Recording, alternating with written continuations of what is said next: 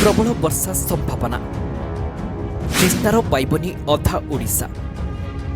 बाहुडा यात्रा को भी भिजाइब वर्षा, सतर्क कला पाणीपाग विभाग।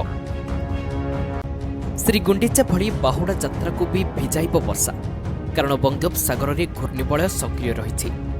आसंता 24 तारिख जाए विभिन्न जिले में वर्षा सह वज्रपात लगी रहिबो बोली पूर्वानुमान करिछि पाणीपाग विभाग। विशेषकर आगामी 4 दिन उपकूल ओडिशार जिल्लागुड़िक वर्षार परिमाण अधिक रहिबो बोली अनुमान करा जाउछि।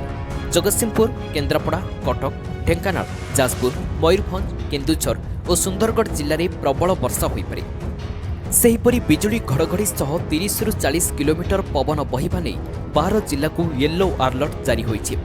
ए जिलागुड़िक है गजपति, गंजाम, नयागढ़, खोर्धा, पुरी, अनुगुल, देवगढ़, संबलपुर, झारसुगुड़ा, बरगढ़, बालेश्वर और भद्रक। आज और बुधवार दिन उत्तर और उपकूल ओडिशार जिलागुड़िक प्रबल वर्षा नहीं येलो अलर्ट जारी होईछि। विशेषकर सुंदरगढ़, केन्दुझर, मयूरभंज में प्रबल वर्षा होईपारे। सेहीपरि गजपति, गंजाम, नयागढ़, खोर्धा, पुरी, कटक, केन्द्रापड़ा, जगतसिंहपुर, जाजपुर, भद्रक और बालेश्वर जिलार बिजुली घड़घड़ी सह 30 ରୁ 40 किलोमीटर पवन बहिबार संभावना रही। एथिपाई ए सबु जिला को येलो वार्निंग जारी होईछि।